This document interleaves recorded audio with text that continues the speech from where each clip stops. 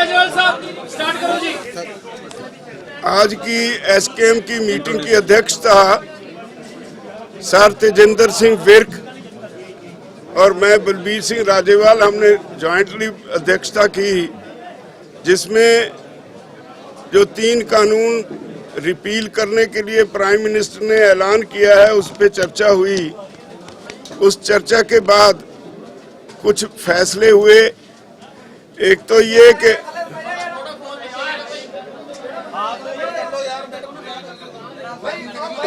एक ये फैसला हुआ कि जो प्रोग्राम पहले से तय किए गए हैं एसकेएम की तरफ से वो कंटिन्यू करेंगे, वो बाकायदा जारी रहेंगे। 22 को लखनऊ में किसान पंचायत होगी और 26 का प्रोग्राम सारे बॉर्डर्स पे हर जगह पे वो बड़ी गैदरिंग्स होंगी और 29 का वो जो पार्लियामेंट कूच है वो that stands as it is, वो अभी वैसे ही रहेगा। और उस तक क्या डेवलपमेंट्स होती हैं उस पे फैसला करने के लिए 27 को फिर एसकेएम की मीटिंग होगी। 29 से पहले 27 तारीख को फिर एक मीटिंग होगी एसकेएम की। जो हालात उस वक्त तक बनेंगे उस पे फैसला लिया जाएगा।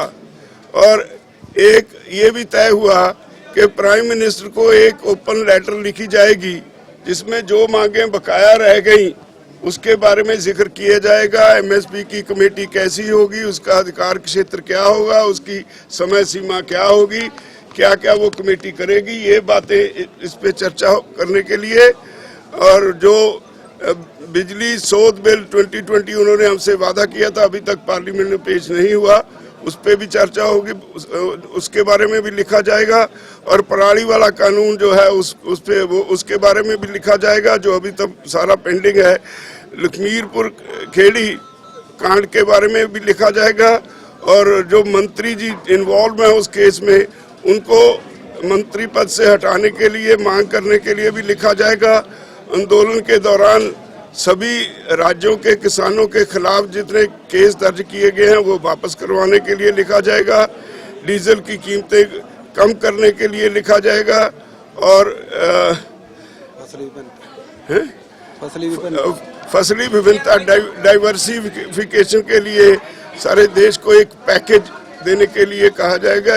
ये बातें जो पेंडिंग रह गई इसके बारे में चिट्ठी प्रधानमंत्री को लिखी जाएगी। जो क्या सारी चिट्ठी एक प्राइम मिनिस्टर को चिट्ठी लिखी जाएगी जिसको प्रेस में रिलीज कर दिया जाएगा।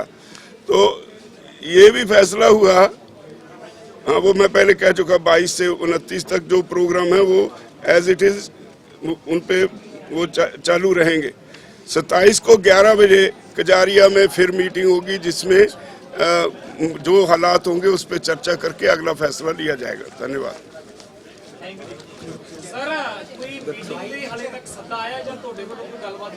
नहीं हाले कोई नहीं, कोई सदा नहीं। ਜਦੋਂ ਸਰਕਾਰ बुलाएगी गलबात ਲਈ ਜਾਵਾਂਗੇ। ਰਾਜੇਵਾਲ ਸਾਹਿਬ ਐਮਐਸਪੀ ਨੂੰ ਲੈ ਕੇ ਕੋਈ ਗੱਲਬਾਤ ਹੋਈ ਕਿਉਂਕਿ ਬਹੁਤ ਸਾਰੇ ਦੂਜੇ ਸੂਬੇ ਦੇ ਕਿਸਾਨ ਆਗੂ ਲਗਾਤਾਰ ਐਮਐਸਪੀ ਨੂੰ ਲੈ ਕੇ ਲੜ ਰਹੇ ਸੀਗੇ ਤੇ ਹੁਣ ਐਮਐਸਪੀ ਦਾ ਜਿਹੜਾ ਪੇਜ ਪਰ 3 ਐਮਐਸਪੀ ਦੇ ਬਾਰੇ ਪ੍ਰਧਾਨ ਮੰਤਰੀ ਨੇ ਜੋ ਐਲਾਨ ਕੀਤਾ ਹੈ ਉਹਦੇ 'ਚ ਕੁਝ ਸਪਸ਼ਟ ਨਹੀਂ। ਮੈਂ ਪਹਿਲਾਂ ਕਹਿ ਚੁੱਕਾ ਉਹਦੀ ਜਿਹੜੀ ਕਮੇਟੀ ਬਣੇਗੀ ਉਹਦੀ ਕੀ ਕਨਸਟੀਟਿਊਸ਼ਨ ਉਹਦਾ ਕੀ ਹੋਏਗਾ, ਉਹਦੀ ਟਰਮਸ ਆਫ ਰੈਫਰੈਂਸ ਕੀ ਹੋਣਗੀਆਂ, ਉਹ ਕਮੇਟੀ ਕਿੰਨੀ ਦੇਰ 'ਚ ਕੰਮ ਨਿਪਟਾਏਗੀ, ਇਹ ਸਾਰੀਆਂ ਗੱਲਾਂ ਅਸੀਂ चिट्ठी ਵਿੱਚ भी लिखांगे। जे सरकार बुलाएगी ਉਹਦੇ ਵਿੱਚ ਉੱਥੇ ਐਮਐਸਪੀ ਦੇ ਮੁੱਦੇ ਤੇ ਚਰਚਾ ਕਰਾਂਗੇ। ਔਰ ਇਹ ਤੋਂ ਵੀ ਇਲਾਵਾ ਜਿਹੜੀਆਂ ਬਾਕੀ ਦੀਆਂ ਮੰਗਾਂ ਨੇ ਮੈਂ ਹੁਣ ਜ਼ਿਕਰ ਕੀਤਾ ਸਾਰੀਆਂ ਦਾ, ਉਹ ਵੀ ਸਾਰੀਆਂ ਚਿੱਠੀ ਦੇ ਵਿੱਚ ਲਿਖ ਕੇ ਪ੍ਰੈਸ ਨੂੰ ਕੱਲ ਤੱਕ ਰਿਲੀਜ਼ ਕਰ ਦਿੱਤੀ ਜਾਏਗੀ। ਹਾਲੇ ਚੰਗਾ ਕਦਮ ਚੱਕਿਆ ਪਰ ਸਵਾਗਤ ਵਾਲੀ ਹਾਲੇ ਗੱਲ ਨਹੀਂ, ਹਾਲੇ ਬਹੁਤ ਕੁਝ ਬਾਕੀ ਹੈ। करेंगे तो इसीलिए क्या आप लोगों ने 27 को हाँ देखेंगे क्या करते हैं। 27 की मीटिंग में वो सारी चर्चा करेंगे।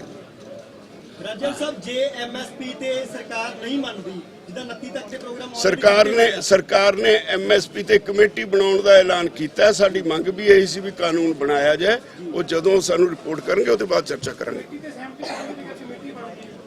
वो देखांगे जी, जो हाले तो है ही कुछ नहीं, आउण दिओ जो आउंदा।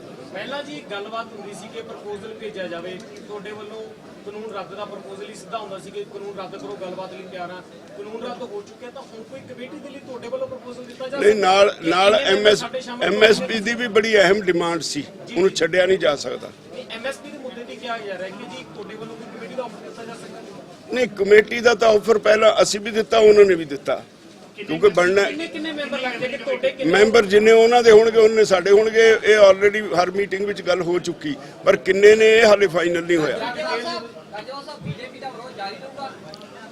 ਦੇਖੋ ਜੀ, ਜੋ ਹੁਣ ਤੱਕ ਦੀ ਸਥਿਤੀ ਹੈ ਉਸੇ ਤਰ੍ਹਾਂ ਰਹੇਗੀ।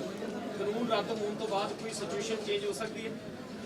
ਕਾਨੂੰਨ ਰੱਦ ਹੋਣ ਤੋਂ ਬਾਅਦ 27 ਨੂੰ ਬੈਠਾਂਗੇ, ਜਦੋਂ ਪਾਰਲੀਮੈਂਟ ਦੇ ਵਿੱਚ ਬਾਕਾਇਦਾ ਰਿਪੀਲ ਕਰ ਦੇਣਗੇ, ਉਦੋਂ ਫਿਰ ਸੋਚ ਲਾਂਗੇ। ਰਾਜੇਵਾਲ ਸਾਹਿਬ ਇੱਕ ਬੜਾ ਕਲੀਅਰ ਕਰ ਦਿਓ ਜੀ, ਪੰਜਾਬ ਦੇ ਵਿੱਚ ਵੀ ਇਲੈਕਸ਼ਨ ਮੋਡ ਤੇ ਖੜਾ ਜੀ ਅੰਦੋਲਨ, ਯੂਪੀ ਦੇ ਵਿੱਚ ਵੀ ਜਿਹੜਾ ਹੈਗਾ ਸੂਬਾ ਇਲੈਕਸ਼ਨ ਮੋਡ ਤੇ ਆ, ਪੰਜਾਬ ਦੀਆਂ ਜਥੇਬੰਦੀਆਂ ਹੋਣ ਇਲੈਕਸ਼ਨ ਮੋਡ ਦੇ ਵਿੱਚ ਨੇ, ਲੱਗ ਰਿਹਾ ਕਿ ਇਲੈਕਸ਼ਨ ਲੜ ਸਕਦੀਆਂ ਨੇ ਕਿਉਂਕਿ नहीं, नो कमेंट्स। सर बीजेपी के फैसले का स्वागत करते हैं आप? मैंने कह दिया, जो उन्होंने कर दिया पहले कर दिया, अब देखें दोबारा विचार करेंगे। चलो जी, ठीक। ਡਾਕੂਮੈਂਟਸ ਨੂੰ ਕਿਵੇਂ ਲੈ ਗਿਆ ਜੀ, ਮਤਲਬ ਕਿ ਰਾਇ ਮਸ਼ਵਰਾ ਹੋ ਸਕਦਾ ਹੈ ਮਾੜਾ ਮੋਟਾ ਇਲੈਕਸ਼ਨ ਲੜਨ ਵਾਲੇ ਚ